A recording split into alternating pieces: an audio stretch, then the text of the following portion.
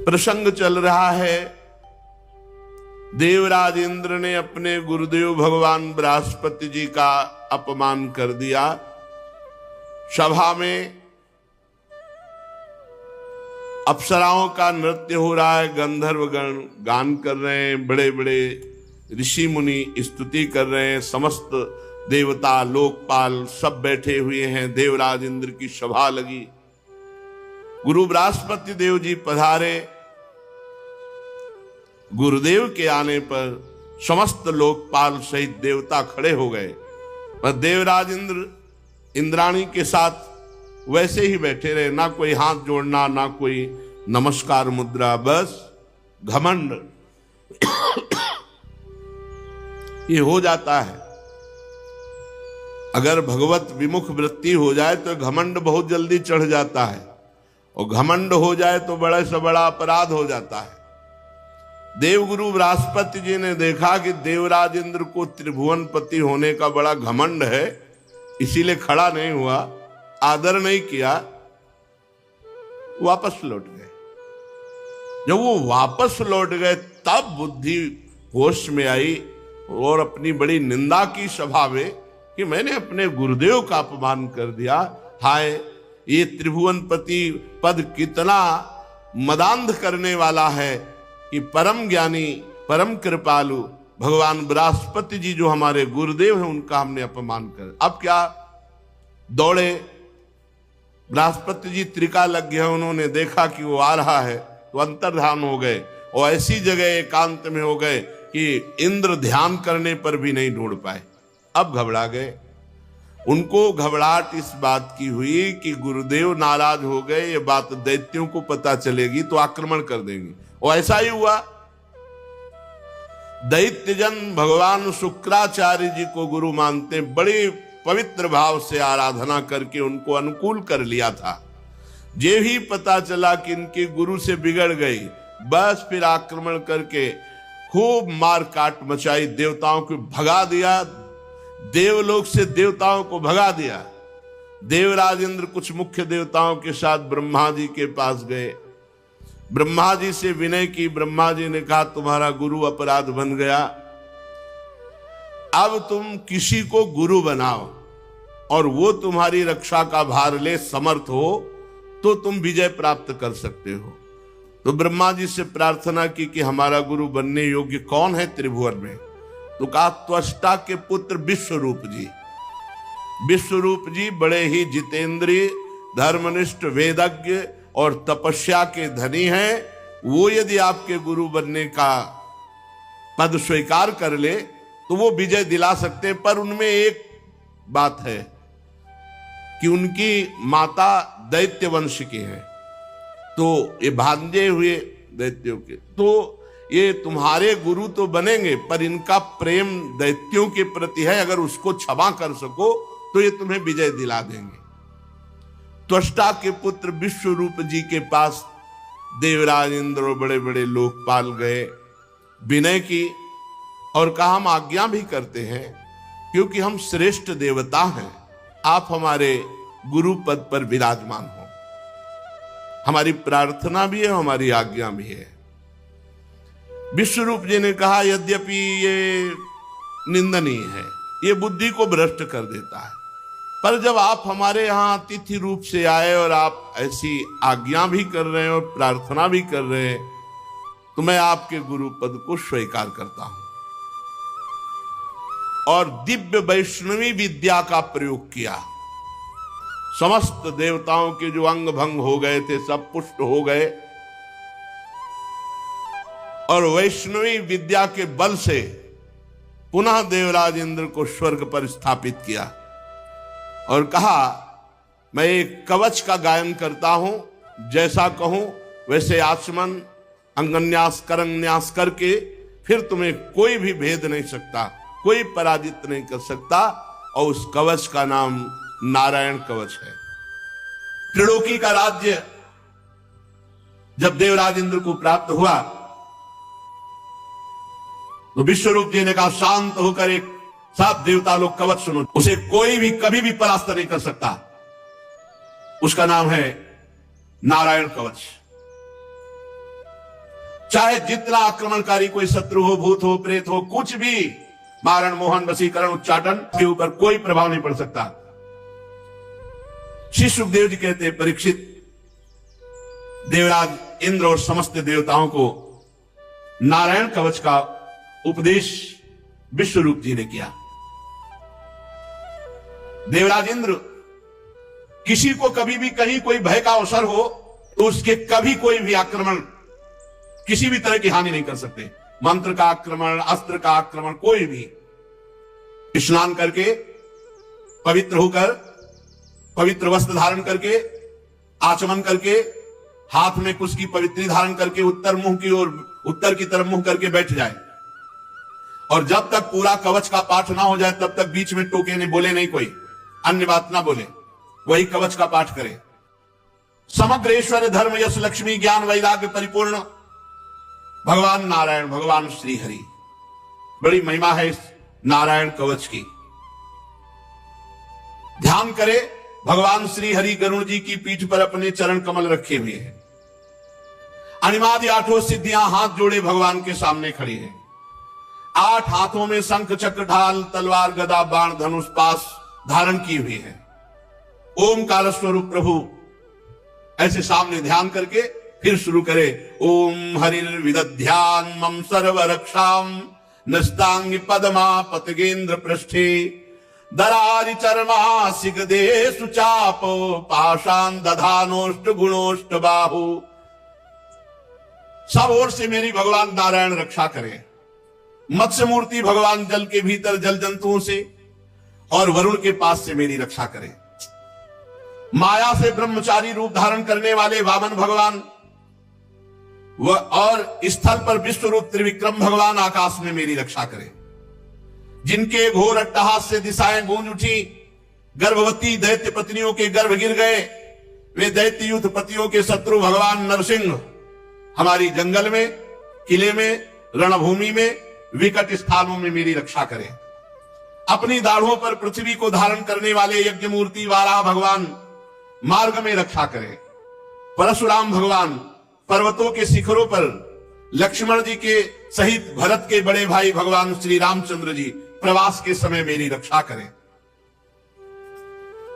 भगवान नारायण मारण, मोहन, भयंकर अविचारों से, सब प्रकार के प्रमादों से मेरी रक्षा करें।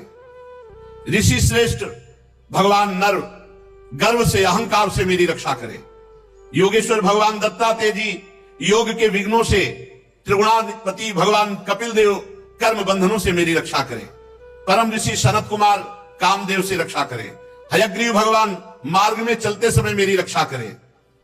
देव मूर्तियों को देखकर जो नमस्कार नहीं करता है उसको अपराध लगता है, उस अपराध से देव ऋषि नारद जी और 32 सेवा अपराधों से भगवान नारद और कच्छप जी हमारी रक्षा करें। कल जहां विश्राम हुआ था वो था 32 सेवा अपराधों से भगवान नारद जी हमारी रक्षा करें, और जो हमसे पाप कर्म बन गए हैं, हमें नरक ले जाने वाले हैं, उनसे कच्छप भगवान हमारी रक्षा करें। धनवंतरिर भगवान पात्व पथ्याद्वंद्वाद भयादृशभो निर्जितात्मा यज्ञश्च लोकादवताद जनांताद बलो गणात् क्रोध वशाद हिंद्रः द्वैपायनो भगवान प्रबोधात् बुद्धस्तु पाखंड गणात् प्रमादात् कल्किः कले कालमलात् प्रपातु धर्मावनायो रुकृतावतारः माम केशवो गदया प्रातरव्यात् गोविंद आसंगव मात्र वेणु नारायण पर्णि उदात्त शक्तिर मध्यन्दिने विष्णुरनीन्द्र पाणि। भगवान धनवंतरी कुपथ्य से रक्षा करें। जितेंद्री भगवान ऋषभदेव सुख दुखादि द्वंद्वों से, भयदायक द्वंद्वों से भगवान ऋषभदेव जी रक्षा करें। यज्ञ भगवान लोकापवाद से रक्षा करें। भगवान बलराम जी मनुष्यकृत कष्टों से रक्षा करें। भगवान अनंत शेष जी क्रोधवश नामक सर्पों के गणों से मेरी रक्षा करे। भगवान श्री कृष्ण द्वैपायन व्यासदेव जी अज्ञान से हमारी रक्षा करें। बुद्ध देव भगवान पाखंडियों से और प्रमाद से हमारी रक्षा करें। धर्म रक्षा के लिए महान अवतार धारण करने वाले भगवान कल्कि पाप बहुल कलिकाल के दोषों से हमारी रक्षा करें। प्रातः काल भगवान केशव अपनी गदा लेकर हमारी रक्षा करें। दिन चढ़ाने पर भगवान गोविंद अपनी बांसुरी अधरों पर विराजमान करके हमारी रक्षा करें। दोपहर के पहले भगवान नारायण तीक्ष्ण शक्ति लेकर और दोपहर को भगवान विष्णु सुदर्शन चक्र के द्वारा हमारी रक्षा करें। तीसरे पहर में भगवान मधुसूदन अपना प्रचंड धनुष लेकर मेरी रक्षा करें। सायंकाल भगवान ब्रह्मा जी त्रिमूर्तिधारी माधव, सूर्यास्त के बाद ऋषिकेश भगवान रक्षा करें। अर्धरात्रि के पूर्व और अर्धरात्रि के समय भगवान पद्मनाभ हमारी रक्षा करें। रात्रि के पहले प्रहर में श्री वत्सलांक्षण भगवान हरिजू रक्षा करें। उषा काल में खड्गधारी भगवान जनार्दन रक्षा करें। सूर्योदय से पूर्व श्री दामोदर भगवान और संध्याओं में काल मूर्ति भगवान विश्वेश्वर हमारी रक्षा करें। हे सुदर्शन चक्र, आपका आकार चक्र की तरह है जैसे रथ का पहिया। आपके किनारे का भाग प्रलयकालीन अग्नि के समान अत्यंत तीव्र है। आप भगवान की प्रेरणा से ही भक्त रक्षा के लिए जाते हैं और सदैव आप घूमते रहते हैं। जैसे आग वायु की सहायता से सूखे घास फूस को जला डालती है, ऐसे ही आप जो भगवान की शरण में हैं उनके विघ्नों को, कष्टों को, पापों को और दुष्ट जनों को शीघ्र से शीघ्र जला दीजिए, जला दीजिए। हे भगवान की कौमोदकी गदा, आपसे छूटने वाली चिंगारियों का स्पर्श वज्र के समान असह्य है। हे भगवान अजित की प्रिय गदा, मैं भगवान का सेवक हूं, इसलिए आप कुष्मांड, विनायक, यक्ष, राक्षस, भूत, प्रेत आदि ग्रहों को कुचल डालिए, कुचल डालिए और मेरे शत्रुओं को चूर चूर कर दीजिए। हे भगवान का पांचजन्य शंख, आप श्री कृष्ण चंद्रजू के फूंकने से जो शब्द करते हैं, शत्रुओं का दिल दहला देने वाले यातधान, प्रमद, प्रेत, मातृका, पिशाच, ब्रह्म, राक्षस, इन सब से आप हमारी रक्षा कीजिए। हे भगवान की प्यारी तलवार, आपकी धार बहुत तीक्ष्ण है। आप श्री भगवान की प्रेरणा से भक्तों की रक्षा के लिए उनके शत्रुओं को छिन्न भिन्न कर दीजिए। हे भगवान की प्यारी ढाल, आप में सैकड़ों चंद्राकार मंडल हैं। आप बड़ी तेजोमयी हैं। जो पाप दृष्टि, पापात्मा, शत्रु, जो भक्तों को कष्ट देने वाले हैं, उनको सदा सदा के लिए उनकी आंखें बंद कर दीजिए। सूर्य आदि ग्रह, पुच्छल तारे, केतु, दुष्ट मनुष्य, सर्प आदि रेंगने वाले जंतु, दाढ़ों वाले हिंसक पशु, भूत प्रेत आदि पापी प्राणी, ये जो हमें भय दे, जो हमारा मंगल विनाश करने वाले हैं, हे भगवान के नाम, हे भगवान के आयुध, भगवान नाम कीर्तन के प्रभाव से तत्काल समस्त अमंगल नष्ट हो जाए। बृहद रथंतर सामवेदी स्तोत्रों द्वारा जिन श्री भगवान की स्तुति की जाती है, वेद मूर्ति भगवान गरुण देव जी, विश्वक्सेन जी, भगवान के नामों का उच्चारण, नामों का कीर्तन करने से समस्त विपत्तियों का नाश कर देते हैं। हे हरि के नाम, आप महान महिमा में हो। हे हरि के वाहन, आप महिमा में हो। हे आयुध, हे भगवत पार्षद, आप हमारी बुद्धि, इंद्री, मन और प्राणों की समस्त विपत्ति आपत्तियों से रक्षा कीजिए। जितना भी ये कार्य कारण जगत है सब वास्तव में भगवान ही बने हुए हैं। इस सत्य के प्रभाव से हमारे सारे अमंगल नष्ट हो जाएं, सारे उपद्रव नष्ट हो जाएं। जो लोग ब्रह्म और आत्मा की एकता का अनुभव कर चुके हैं, उनकी दृष्टि में भगवान का स्वरूप समस्त विकल्पों और भयों से, भेदों से रहित है। फिर भी माया शक्ति के द्वारा भूषण, आयुध और विविध प्रकार की शक्तियों को भगवान धारण करते हैं। ये बात निश्चित सत्य है और ये धारण करते हैं हम भक्तों की रक्षा के लिए। इसलिए विश्व रूप भगवान हमारी रक्षा करें। जो अपने भयंकर अट्टहास से लोक के लोक भयभीत कर देते हैं, जो अपने तेज से सबका तेज ग्रस लेते हैं, ऐसे भगवान नरसिंह देव दसों दिशाओं में हमारी रक्षा करें। ऊपर नीचे, दाएं बाएं, बाहर भीतर जो हमारे शत्रु हैं उनसे हमारी रक्षा करें। विश्वरूप जी ने देवराज इंद्र से कहा, ये मैंने तुम्हें नारायण कवच सुना दिया, इस कवच को अपने में स्थापित करो, तुम सुरक्षित हो गए हो। अब अनायास तुम दैत्य उत्पत्तियों को जीत लोगे। जो नारायण कवच तुम्हें हमने सुनाया, इसे जो सुनेगा उसके सारे पाप नष्ट हो जाएंगे। तो कोई भी शत्रु से परास्त नहीं कर सकता। वो नेत्रों से देख ले या पैर से छू ले तो तत्काल समस्त भयों से मुक्त हो जाएगा। ये वैष्णवी विद्या है। प्रेत, पिशाच आदि नहीं कभी आएंगे, बाघ आदि, सर्प आदि ये जीव कभी नहीं काटेंगे, अकाल मृत्यु नहीं होगी। बड़ा दिव्य है ये नारायण कवच। प्राचीन काल की बात है कि एक कौशिक गोत्री ब्राह्मण इस नारायण कवच को धारण करके उसका शरीर मरुभूमि में छूट गया था।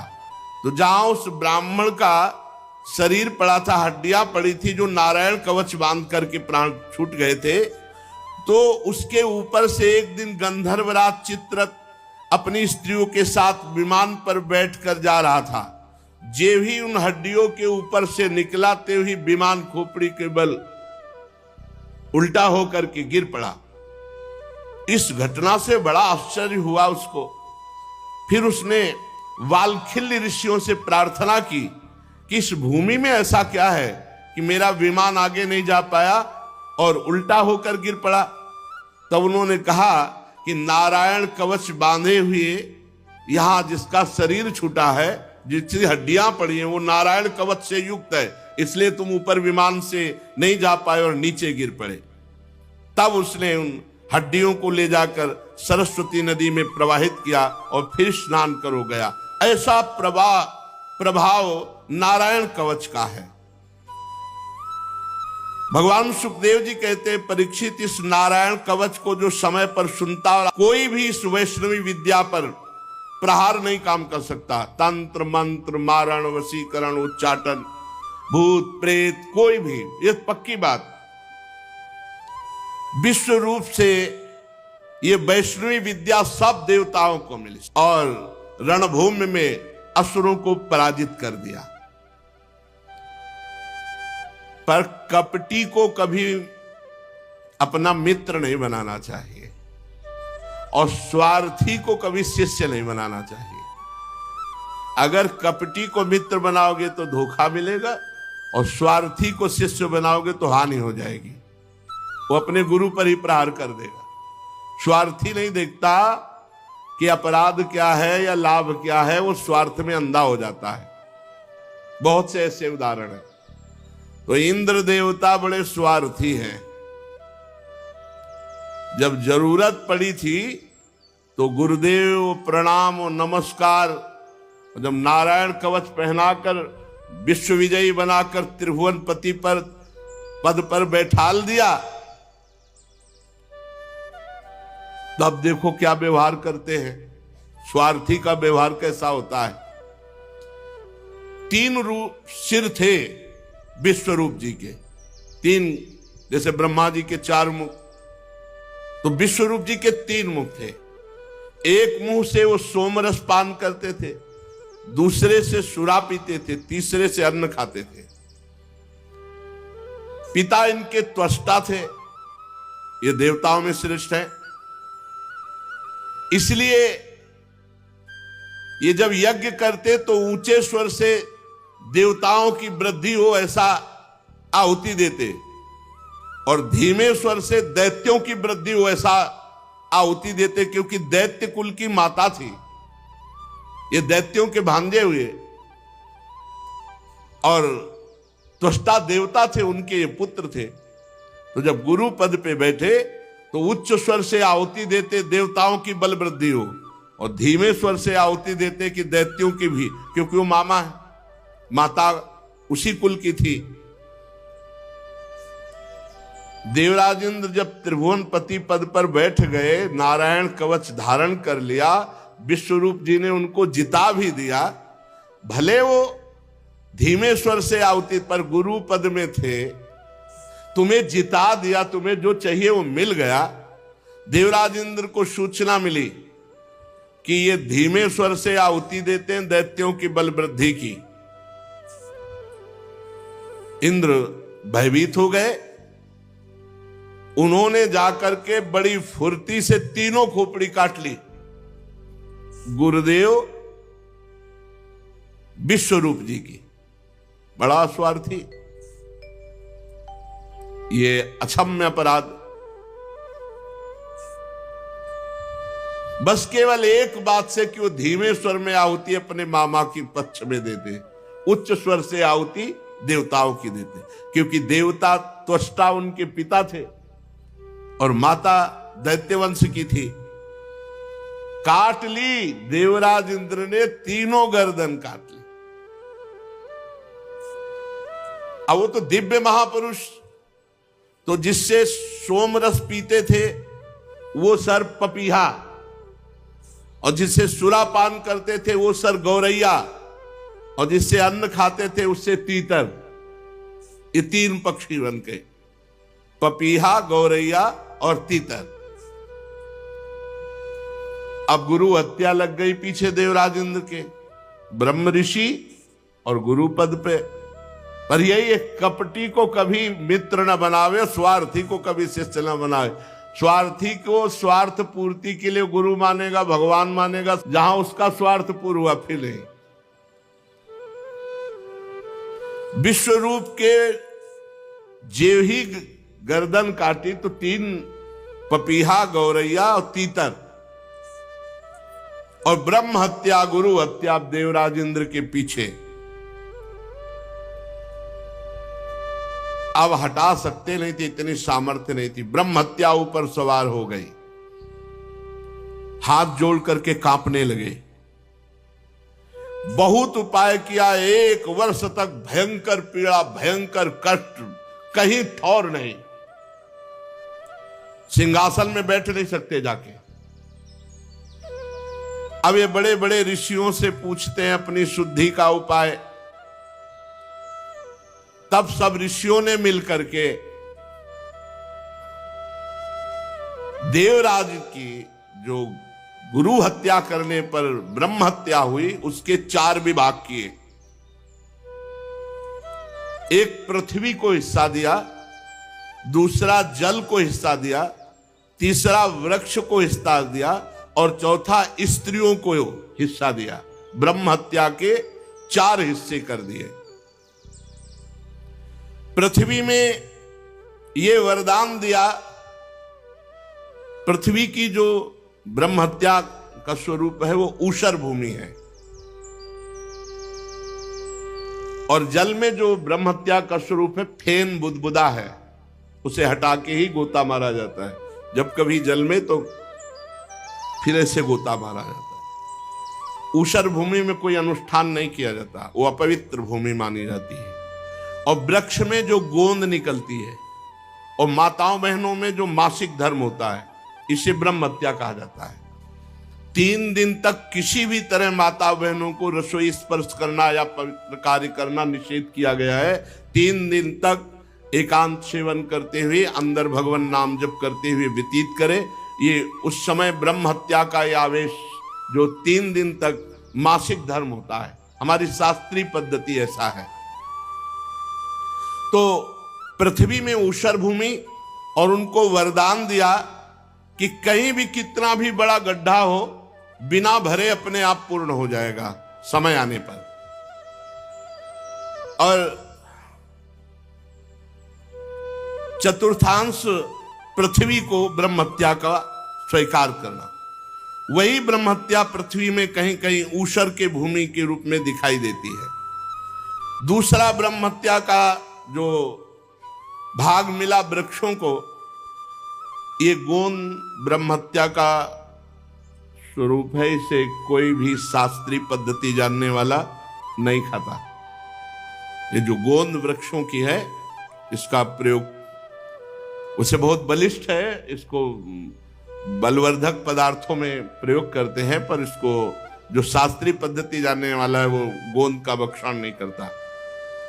उनको वर्ण मिला कि कोई भी हिस्सा कट जाने पर फिर तुम पुनः जम जाओगे, और गोंद के रूप में ब्रह्महत्या दिखाई पड़ती। स्त्रियों में मासिक धर्म के रूप में ब्रह्महत्या का जो महीने में रज के रूप में दिखाई पड़ती है, उस समय किसी का स्पर्श करना, रसोई आदि का स्पर्श करना, भगवत विग्रहों की सेवा कर, यह सब निषेध किया गया है। जल ने जो चतुर्थांश स्वीकार किया, वो फेन बुदबुदा काई, और उनको वर मिला कि कितना भी खर्चा किया जाए तुम घटोगे नहीं, बढ़ते ही जाओगे, तुम्हारी बढ़ती। इस तरह जो ब्रह्म हत्या थी वो 4 भागों में ऋषियों ने मिलकर के विभाजित किया: पृथ्वी, जल, वृक्ष और स्त्रियां। ऊषर भूमि, फेन बुदबुदा काई, गोंद और मासिक धर्म। अब विश्वरूप की मृत्यु के बाद उनके पिता त्वष्टा बहुत दुखी हुए। ये बड़े छलिया देवता है, जरूरत पड़ी तो आए, गुरु के पद में वरण किया, और जब काम हो गया तो गर्दन उड़ा दी। बहुत विचित्र है। तो उन्होंने एक यज्ञानुष्ठान किया कि हम अपने पुत्र का बदला लेंगे। हतपुत्रस्ततस्त्वष्टा जुहावेन्द्राय सत्रवे, इंद्र सत्रो विवर्धस्व मां चिरम जहि विद्विषं। विश्वरूप की मृत्यु के बाद त्वष्टा ने एक यज्ञ किया, हे इंद्र सत्रो, तुम्हारी अभिवृद्धि हो और शीघ्र से शीघ्र तुम अपने शत्रु को मार डालो। इस मंत्र से इंद्र का शत्रु उत्पन्न करने के लिए यज्ञ किया। यज्ञ समाप्त होने पर अन्वार पचन नामक अग्नि, दक्षिणाग्नि से जो ही यज्ञ पूर्ण हुई तो एक बड़ा भयावना दैत्य प्रकट हुआ। ऐसा विकराल आकाश तक बढ़ा हुआ मानो साक्षात काल ही हो। अब ये लोकों का मानो प्रलय कर देगा। ऐसा त्वष्टा के पुत्र विश्वरूप जी की जब देवताओं ने, देवराज इंद्र ने वध कर दिया तो त्वष्टा को बड़ी नाराजगी हुई। उन्होंने यज्ञ किया और ऐसा भयानक दैत्य प्रकट किया। परीक्षित, पहाड़ के समान काला, बड़ा डील डोल और संध्याकालीन बादलों के समान कांति, सिर के बाल, दाढ़ी, मूछ तपे हुए तांबे के समान लाल रंग के, नेत्र ऐसे लगते जैसे दोपहर के प्रचंड 2 सूर्य, चमकता हुआ 3 नोकों वाला त्रिशूल, और जे ही पग बढ़ाया तो पृथ्वी डगमगाने लगी जैसे नौका पे कोई बलवान गजराज चढ़ रहा हो। त्रिशूल को अंतरिक्ष पर उठाकर जम्हाई ली तो मुंह ऐसा खुला मानो भारी कोई कंदरा हो। ऐसा लग रहा था आकाश को पी जाएगा, जीभ से नक्षत्रों को चाट जाएगा, विशाल विकराल दाढ़ों वाले मुंह से तीनों लोकों को निगल जाएगा।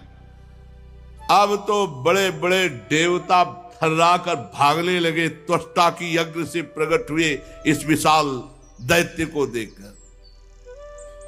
परीक्षित, ये त्वष्टा के तमोगुणी पुत्र ने सारे लोगों को भयभीत कर दिया। इसी से अत्यंत क्रूर दर्शन में थे, तो नाम पड़ा वृत्तासुर। वृत्तासुर, संपूर्ण लोग भयभीत। ये कोई और नहीं है, ये महाभागवत है, चित्रकेतु जी, जो संकर्षण भगवान की कृपा से इनको एक विमान मिला था। ये विमान पर बैठ करके भगवान शंकर के समीप विमान पर चढ़े। अब उस समय वो तो देवाधिदेव महादेव महायोगिंद्रो मुनिंद्रो के गुरु, तो भगवती अम्बा वामांग में विराजमान थी, त्रिपुर सुंदरी और सनकादि बड़े बड़े ब्रह्म ऋषियों को उपदेश कर रहे थे। तो ये गए सभा में, आप अपनी पत्नी को वामांग में विराजमान की हो, भगवान शिव तो कुछ बोले ले। माता जी ने कहा, दुष्ट, जगत गुरु को समझाने आया है तो इनकी महिमा को समझता है, हम दो हैं, तेरी दृष्टि द्वैत से युक्त, हम दो थोड़ी, हम तो शिव ही हैं, शिव शिवा केवल कहने को है, तू क्या इनको जगत गुरु को उपदेश कर रहा है, असुर बुद्धि, जा दैत्य भाव को प्राप्त हो। वही वृत्तासुर के रूप में ये भगवान संकर्षण के महान भक्त श्री हरि के बड़े बड़े देवता थर्रा उठे। अब देवराज इंद्र ने देवताओं से कहा, आक्रमण करो, पहले ही मार दो, नहीं तो मार देगा, यज्ञ से प्रकट हुआ है। सब देवता अपने दिव्य अस्त्र शस्त्र लेकर के, परंतु वृत्तासुर जैसे कोई दांत खोदने की सीख ना हो, ऐसे सब दिव्यास्त्रों को पकड़ पकड़ के ऐसे दांत से काट काट के फेंक दिए। जितने उनके अस्त्र शास्त्र सब ऐसे चबा चबा के थूक दिए, जैसे कोई पान चबा के, बड़े बड़े दिव्यास्त्रों को ऐसे। देवताओं के आश्चर्य की सीमा न रही, भागे देवराज इंद्र से कहा, कुछ चले, जितने दिव्यास्त्र हैं वो सब ऐसे चबा रहा लौंग इलायची की तरह। अब सब उदास हो गए और भागे सब स्वर्ग छोड़ के, पहुंचे वैकुंठनाथ भगवान नारायण को स्तवन किया। अब एक ही उपाय है, स्तवन किया, हे प्रभु, हे करुणा सागर, वायु आकाश अग्नि जल पृथ्वी ये पांच भूत आप ही प्रकट किए हो। प्रभु आप ही काल रूप हो, सब आपसे ही भयभीत रहते हैं। भगवान हम भयभीत हैं, वृत्तासुर से रक्षा करो हमारी। प्रभु अगर कोई आपका सहारा न लेकर इस भय से बचने के लिए किसी और का सहारा ले, तो ऐसे जैसे कुत्ते की पूंछ पकड़ के कोई समुद्र पार जाना चाहता हो। वैवस्वत मन पिछले कल्प के अंत में जब भयभीत हुए तो आपका सहारा लिया, तो प्रलय के जल के समय आप मत्स्य अवतार धारण करके उनकी रक्षा की। प्रभु ऐसे ही हम भयभीत हैं, हम आपकी शरण में हैं, वृत्तासुर से हमारी रक्षा करो। प्रभु आप अवश्य बचाओगे, हमें विश्वास है, पहले कह रहे अवश्य बचाओगे, हमें विश्वास है। प्रभु आप ही हम सबकी उत्पत्ति का कारण हो। ये बड़े स्वार्थी, ऐसा ही गजा के विश्वरूप जी से प्रार्थना की थी। स्वार्थी से कभी भरोसा न करे। जब सत्यभामा जी की इच्छा के लिए पारिजात लेने भगवान गए थे ना, तो युद्ध किया था देवताओं ने। जरूरत पड़ी तो घुटने टेक दिए, और जब समझा कि अब जरूरत नहीं है तो युद्ध शुरू कर दिया भगवान से। स्वार्थी से कभी विश्वास नहीं। इसीलिए एकमात्र हेतु की कृपाल भगवान श्री हरि है। प्रभु आपकी कृपा से हम विपत्ति से बच सकते हैं, हमें संकट से पार करो। उदार शिरोमणि, हम देवता लोग आपके ही जियाए जी रहे, आपके ही कल्याण करने से निर्भय हैं। बड़ी विनय की, प्रभु आप ही आप। श्री सुखदेव जी कहते, महाराज देवताओं ने इस प्रकार भगवान की स्तुति की तो भगवान प्रकट हो गए और भगवान के शरतकालीन कमल के समान खिले हुए नेत्र 16 पार्षद भगवान की सेवा में, बड़े ही सुंदर भगवान का सौंदर्य, वक्षास्थल श्रीवत्स का चिन्ह, गले में कौस्तुभ मणि, सब देवता साष्टांग धरती पर लौट गए। दृष्ट्वा तम वनौ सर्वौ ईक्षणाह्लाद विक्लवाहा दंडवत पतिता राजन छनैरुत्थाय तुष्टौ। भगवान को देख सब साष्टांग दंड के समान लेट गए, धीरे धीरे उठे हाथ जोड़ करके। फिर भगवान से, हे भगवान, आप ही यज्ञ में स्वर्ग आदि देवताओं को शक्ति देने वाले हो, आप ही यज्ञ के फल देने वाले हो, आप ही यज्ञ में विघ्न डालने वाले दैत्यों का नाश करने वाले हो, इसलिए प्रभु हम आपको बार बार नमस्कार करते हैं। आपके अनंत नाम हैं, आपके नामों की सीमा नहीं है। प्रभु सतोगुण, रजोगुण, तमोगुण, इन तीनों गुणों के अनुसार उत्तम, मध्यम, निकृष्ट गतियां वो सब आप देते हो, आप ही गतियां देने वाले हो। प्रभु इस कार्य कारण जगत रूप के स्वामी आप ही हो। हे भगवान, आपकी अगणित महिमा है, आपकी लीला का रहस्य जानना बड़ा कठिन है। हे भगवान, हम ठीक ठीक सृष्टि के कार्य को समझ नहीं पाते, कब क्या कैसा, और ये सब आप करने वाले हो। प्रभु आप अंतर्यामी हो, आप अंतरात्मा हो। नाथ, श्रुतियां आपका केवल नेति नेति कह के वर्णन करती है। हे मधुसूदन, आपकी महिमा रस का अनंत समुद्र है। उन्हें नन्हे से सीकर एक बार थोड़ा सा कोई आनंद चख ले तो परमानंद में डूब जाता है। प्रभु जो थोड़ा सा नाम का स्वाद चख ले, थोड़ा सा आपकी महिमा प्रेम रस की चख ले, तो उसको लोक परलोक के सारे विषय विष के समान लगने लगते हैं, वो सब भुला देता है और आपके प्रेम में उन्मत्त हो जाता है। जानते हैं देवता ये बात, लेकिन वो प्रेम में मगन नहीं हो सकते, इतना विषय विलासिता है। हे मधुसूदन, आपके प्यारे भक्तजन आपके चरण कमलों की सेवा में मगन रहते हैं, और जो आपकी चरण सेवा में मगन रहते हैं, जन्म मृत्यु रूप संसार चक्र कभी उनको छू नहीं सकता। कल्याण का कल्याण हो गया। प्रभु आपकी महिमा त्रिलोकी में कोई गा सके ऐसा। आप हमारे पिता हैं, पितामह हैं, सब कुछ है, आप हमारी रक्षा कीजिए। हे प्रभु, इस वृत्तासुर से हमारी आप रक्षा कीजिए। आप अचिंतेश्वर संपन्न जगत के परम गुरु हैं, सर्वशक्तिमान श्री कृष्ण। हम नहीं जानते कि कितना बल है वृत्तासुर का, पर इतना जानते हैं कि वो स्वर्ग को निगल सकता है।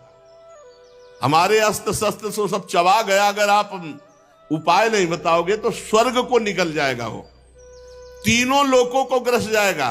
प्रभु आप मार डालो। प्रभु आपकी कीर्ति होगी, आप मार डालो, आपकी बड़ी प्रशंसा होगी। अब जब हे प्रभु हम आपको नमस्कार करते हैं, जब देवताओं ने भगवान की स्तुति इस तरह की तो भगवान ने कहा, ठीक है, हम आप पर प्रसन्न हैं।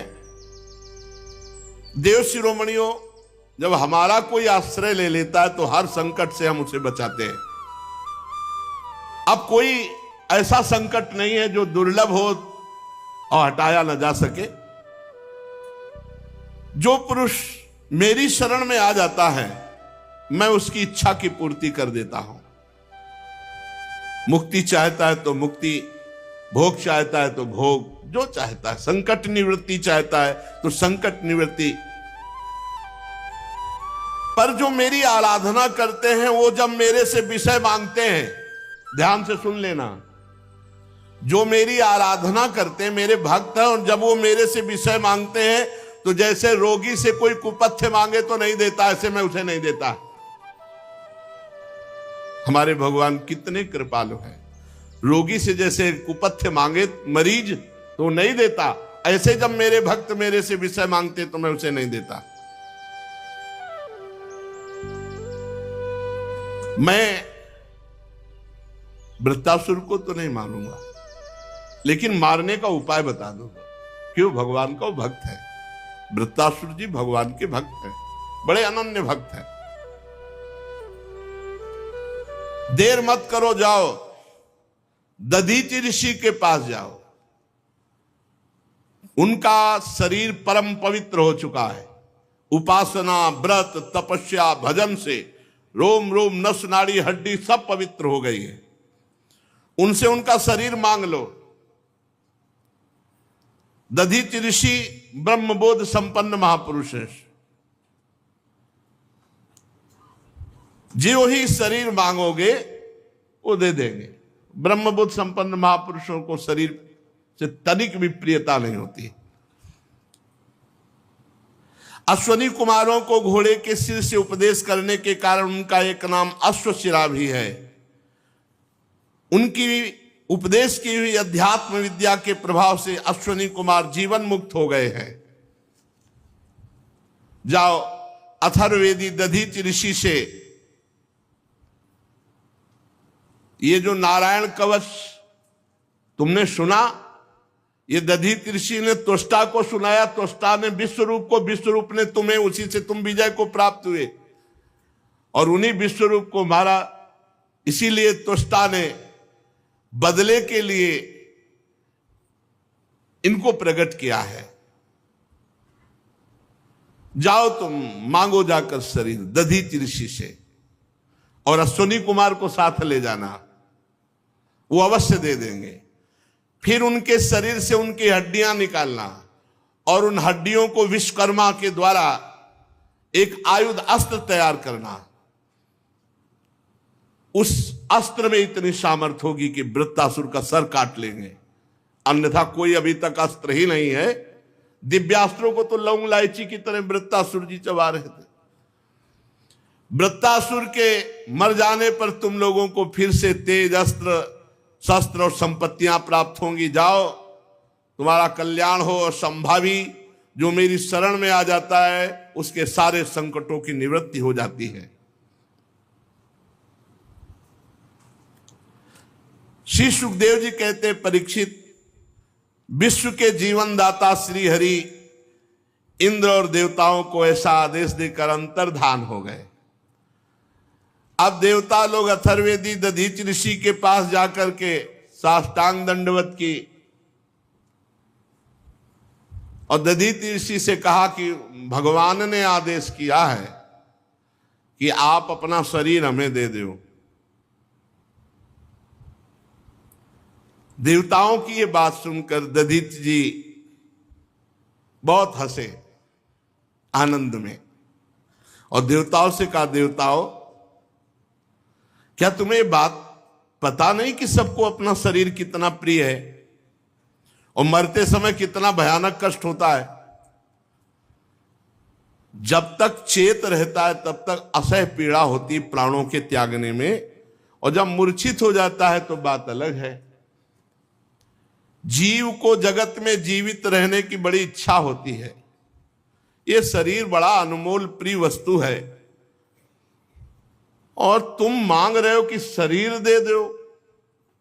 कौन होगा जो शरीर देने का साहस करेगा? ऐसी स्थिति में स्वयं भगवान आके मांगे तो भी देने के लिए तैयार कोई नहीं होगा। बड़ा शरीर प्रिय है, कहने की बात अलग है। धर्म के लिए अब कह तो रहे हैं, प्राणों का मोह त्याग करके काम विजयी बनो, क्रोध विजयी बनो, लोभ विजय हो। कैसे कहा जाए? शास्त्र कह रहे हैं, गुरु कह रहे हैं, भगवान कह रहे हैं, मान लो ना। ये बात परीक्षा के लिए कही थी। ये अब देवता क्या बोलेंगे? नहीं, दधीचि ऋषि ब्रह्म ऋषि हैं, इनको बिल्कुल शरीर से कोई लगाव नहीं। देवताओं ने कहा, ब्रह्मन आप ऐसा कैसे कह सकते हैं? आप तो बड़े उदार हैं। आप घबरा गए कि एक ही उपाय है इनकी हड्डियों से बने, और वो कह रहे हैं हमें शरीर बड़ा प्रिय है, शरीर कैसे छोड़ा जाए? छोड़ने में तो बहुत कष्ट है। आप जैसे दयावान महापुरुष ऐसा कैसे कह सकते हैं? अरे भगवान ने आपकी प्रशंसा की है और आपका लोक में बड़ा यश होगा, बड़ी प्रशंसा होगी। और देखो, जो बड़े महापुरुष होते हैं वो दूसरों के हित के लिए सब कुछ न्यौछावर कर देते। बड़े बड़े बुद्धिमान देवता है अपना काम बनाने में। भगवान इसमें संदेह नहीं कि हम लोग स्वार्थी हैं, कह रहे हैं, ये तो पक्की बात कह रहे हैं। भगवान इसमें संदेह ननु स्वार्थ परो लोको न वेद पर संकटम यदि वेद न याचेत नेतिना यदीश्वरा। भगवान यद्यपि हम लोग स्वार्थी हैं, आपका शरीर मांगने आए, पर आप विचार करो, अगर हमारे ऊपर संकट न आया होता तो हम आपका शरीर न मांगते।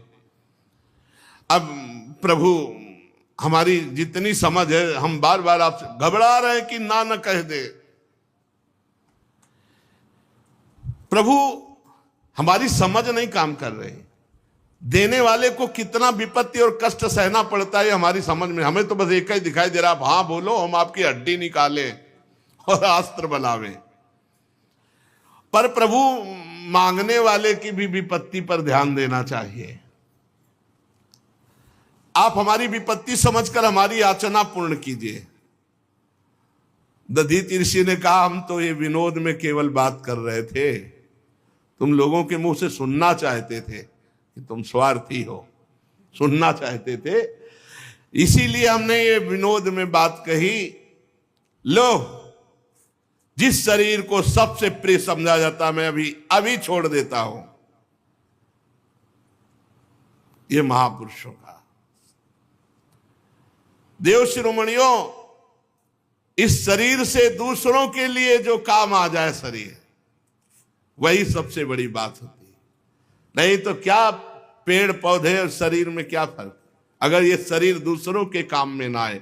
जिंदगी का परम रहस्य ये कि जन्म से लेकर मरण तक कोई एक ऐसा तो कार्य कर लो जो दूसरे की रक्षा की हो, दूसरे के काम में आया हो।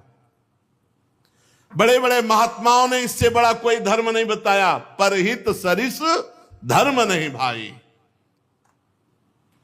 मनुष्य शरीर का सबसे बड़ा धर्म है किसी दुखी के दुख को दूर कर दो, किसी असहाय की सहायता कर दो, किसी बूढ़े के 2-4 साल कपड़े धो दो, उसका मल धो दो, उसकी सेवा कर दो। यही मनुष्य का शरीर का जो लाभ है। अब ये नौजवान आजकल के अपने बूढ़े माता पिता को जो अवसर मिला है परम धर्म का, उनकी सेवा न करके उनके डांट लगाते हैं, पीटते हैं, अवहेलना करते हैं, सब नरक गामी होते हैं। क्या कहा दधीचि जी ने, मनुष्य का शरीर धारण करने वाले का परम धर्म है कि जीवन में परोपकार बन जाए, परहित बन जाए दूसरे का। एक बार महाराज जी ने कहा कि अगर किसी की सौंच धोने को मिल जाए, सेवा करने को मिल जाए, लंगोटी धोने को मिल जाए, कफ आदि फेंकने को मिल जाए, तो यह अहंकार नष्ट हो जाए। उनका खोजो, कभी सेवा मिल सकती है। गुरु प्रसाद से श्रीधर बाबा की सेवा मिली। सच्ची कहते हैं, जो दूसरों की सेवा से हृदय का अहम गलित होता है, वो किसी और उपाय से नहीं होता। सेवा मिल जाए बस। कोई कराह रहा है, उसके बढ़िया सब कपड़े, अपवित्र कपड़ों को धो करके सुखाकर उनको पहनाना, उनको भोजन पवाला, भगवान की तरह उसकी एक किसी शरीर की सेवा मिल जाए 2-4 साल, पूरे जिंदगी के मल का सफाया हो जाएगा। बहुत बड़ा कार्य है पर सेवा करना। जगत का ये शरीर, ये धन, ये जन, ये बल, ये वैभव, ये सब क्षण भंगुर है। यदि ये किसी के काम में आ गया, यही सार्थक है, किसी के काम आ जाए। कितने दुख की बात है, मरण धर्मा शरीर से दूसरों का उपकार न करके दूसरों का शोषण करते हुए जो मरते हैं, बड़ी हानि कर ली, बड़ी हानि कर ली। दधीचि ऋषि ने समस्त देवताओं के सामने आंख मूंदी और ओम प्रणव का उच्चारण किया और शरीर छोड़ दिया। यह है समर्थ महापुरुषों की महिमा। परब्रह्म परमात्म तत्व में स्थूल शरीर को छोड़ करके विलीन हो गए। वो इंद्रिय विजेता थे, प्राण विजेता, मन विजेता, बुद्धि विजेता, तत्वमयी दृष्टि। और उनको पता भी नहीं चला कि हमारा शरीर कब छूट गया। ऐसे स्वरूप में स्थित महापुरुष लिखा है। जब वो शरीर छोड़ रहे थे तो उनको पता भी नहीं चल रहा था, जैसे केचुल छोड़ने में सांप को कोई कष्ट नहीं होता, अपने पुराने कपड़े छोड़ने में कोई कष्ट नहीं होता, ऐसी स्थिति। यथाक्षासु मनो बुद्धिस तत्वदृग्ध्वस्त बंधन आस्थिता परमम योगम न देहम बुबुधे गतम। कब छूट गया शरीर पता ही नहीं चला, ऐसी ब्रह्म स्थिति। अब तो विश्वकर्मा के द्वारा महर्षि दधीच की हड्डियों से अस्त्र बनाया गया, जिसका नाम हुआ वज्र। वज्र अब दधीच ऋषि की अस्थियों से बना हुआ वज्र हाथ में लेकर समुद्र मंथन से निकले हुए ऐरावत हाथी पर विराजमान हुए। ऐरावत हाथी समुद्र मंथन से निकला, सब देवता लोग सेना उनके साथ त्रिलोकी को हर्षित करते हुए वृत्तासुर वध के लिए धावा बोल दिया देवराज इंद्र ने। ठीक वैसे ही जैसे भगवान रुद्र क्रोधित होकर स्वयं काल पर आक्रमण कर रहे हो। सेनापतियों के मन में बड़ा उत्साह था कि भगवान ने कहा है इस अस्त्र से वो मारा ही जाएगा। नर्मदा के तट पर दैत्यों ने आवाहन किया, ललकारा, देवता वहां देवराज इंद्र हाथ में वज्र लिए, रुद्र वसु आदित्य दोनों अश्विनी कुमार, पितृगण, अग्नि, मरुदगण, ऋभुगण, साध्यगण, विश्व देवता, ये सब।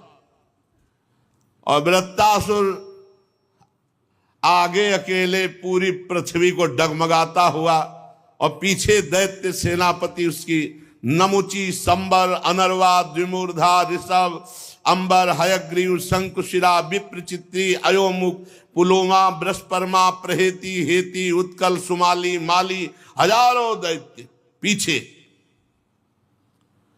और दैत्य तो वैसे ही घमंडी स्वभाव के होते हैं, सिंहनाद कर रहे थे और देवसेना पर प्रहार करने लगे। गदा, परिग, बाण, प्रास, मुदगर, तोमल, शूल, फरसा, तलवार, तोप, भुषुंडी, इन सब से देवताओं को ढक दिया। कोई भी देवता ऐसे नहीं दिखाई दे रहा था जैसे बादल से सूर्य भगवान ढक जाए। परीक्षित, लेकिन ऐसा प्रभाव वज्र का, एक वज्र के प्रहार से हर अस्त्र के हजारों टुकड़े हो गए, क्योंकि ब्रह्म ऋषि दधीच की हड्डियों से बना हुआ, हजार हजार टुकड़े एक एक अस्त्र के कर दिए। इतना दिव्यास्त्र वज्र।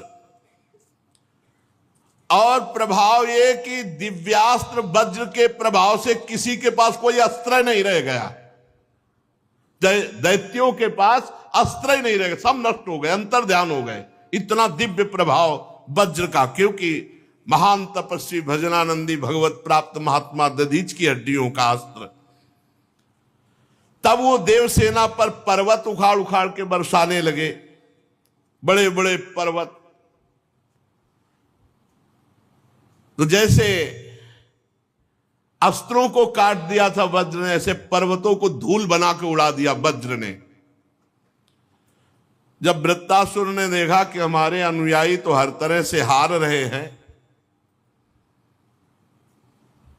तो एक भी देवता सकुशल ना बचे, इसलिए दुर्मद महाबली पृथ्वी को डगमगाता हुआ आगे बढ़ा।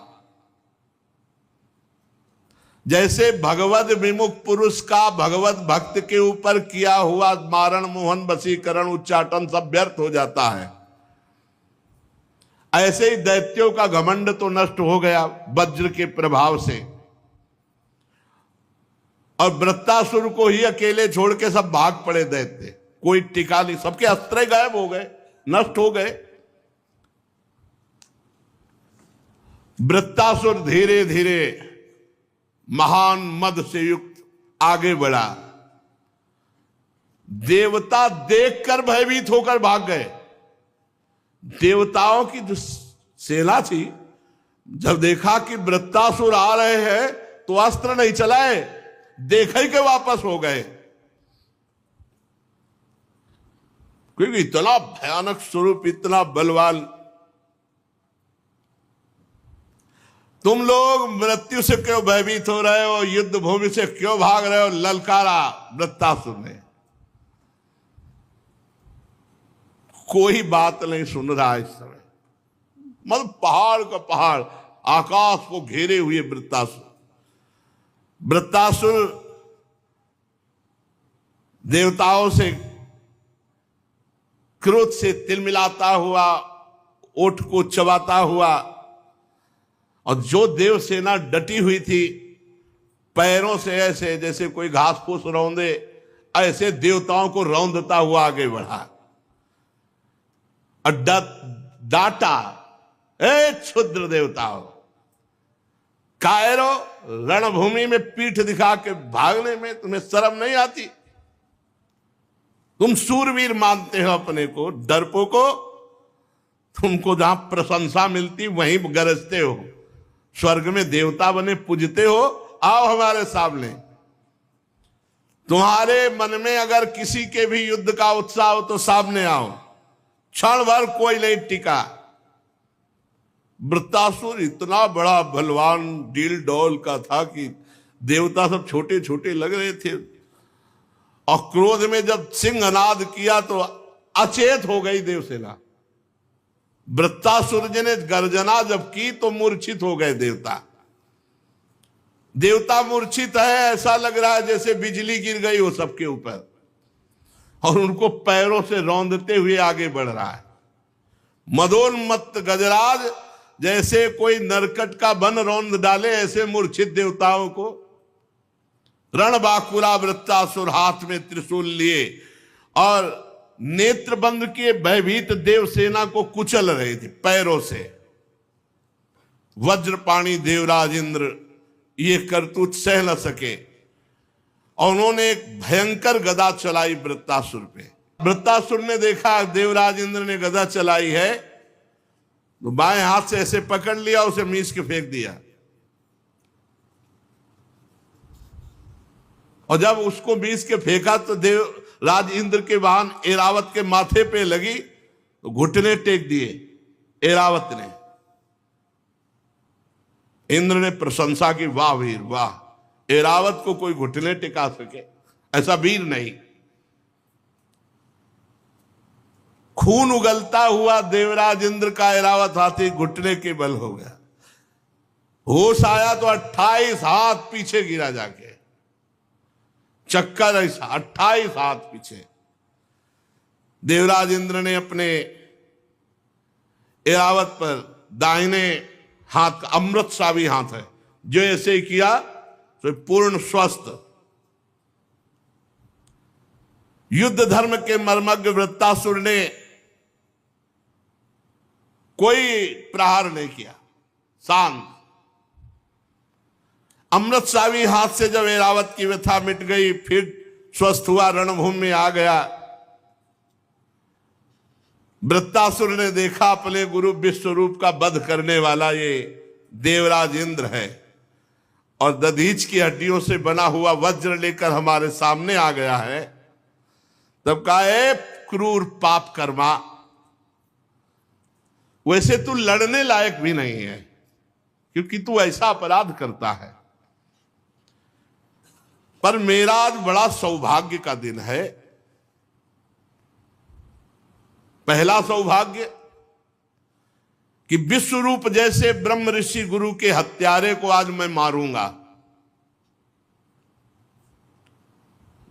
दूसरा सौभाग्य मैं तुम्हारे हाथ में देख रहा हूं, अगर नहीं मार पाया तो तू मुझे मारेगा, क्योंकि ये दधीच ऋषि ब्रह्म ऋषि की हड्डियों से बना हुआ वज्र है, ये निष्फल नहीं जाएगा। मेरा तो सौभाग्य ही है। अगर तुझे मार पाया तो मैं भाई के ऋण से उऋण हो जाऊंगा, क्योंकि तुष्टा के वो पुत्र थे, तुष्टा जी ने इनको भी प्रकट किया था। और अगर तेरे द्वारा मारा गया तो अहोभाग्य, क्योंकि ब्रह्म ऋषि की हड्डियों के द्वारा बने हुए इस वज्र से मैं मारा जाऊंगा। तू कितना पापी है, वृत्तासुर जी कह रहे। तू यज्ञ में दीक्षित होकर जिनको गुरु पद में, उन्हीं को विश्वास दिला करके तलवार से उनके तीनों सिर काट लिए। निंदनीय मनुष्य, जैसे अपने स्वार्थ की पूर्ति के लिए यज्ञ पशु की हत्या कर दे, ऐसे तू देवता होकर, देवराज होकर अपने गुरु की हत्या कर दी। तेरी लज्जा कहां चली गई? कहां चली गई थी तेरी कीर्ति और तेरी बुद्धि? नीच कर्म करने वाला तो मरा हुआ होता है, तू तो राक्षसों से भी गया बीता है।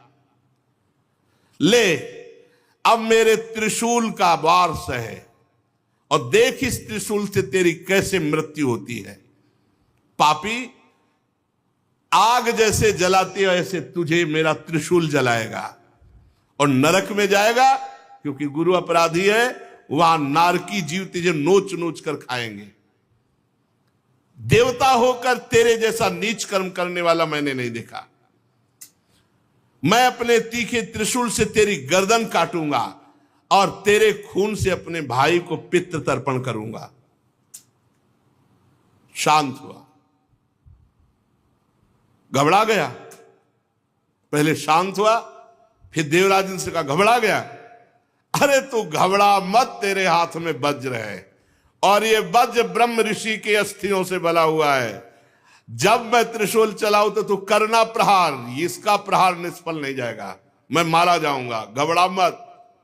महाभागवत है, महाभागवत भगवान के परम प्रिय भक्त है। ये तो लीला है इनकी पार्वती जी के शाप से। देख, जब वज्र से मारा जाऊंगा तो मैं महापुरुषों की चरण रज का आश्रय लेने वाले महापुरुषों को जो गति होती है वो मेरी गति होगी। तू घबरा मत। देवराज, मैं तेरे सामने खड़ा हूं, तू मेरा शत्रु है और तेरे हाथ में जो है दिव्यास्त्र है, अमोघ है, ये व्यर्थ कभी नहीं होता, कभी व्यर्थ नहीं। देवराज इंद्र का वज्र कभी व्यर्थ, ये दधीचि ऋषि का प्रताप। तू संदेह मत कर कि जैसे तेरी गदा निष्फल हो गई तेरा वज्र भी निष्फल हो जाएगा। नहीं, ये अमोघ है, इसमें हरि विराजमान है और दधीचि ऋषि का तेज विराजमान। क्योंकि हरि जी ने बताया था ना, मैं देख रहा हूं इसमें हरि विराजमान है और दधीचि ऋषि का तेज विराजमान है। मेरे हरि ने मेरे मारने का उपाय तुझे बताया है और आज्ञा भी दी है, इसलिए ये वज्र कभी निष्फल नहीं होगा, डर मत।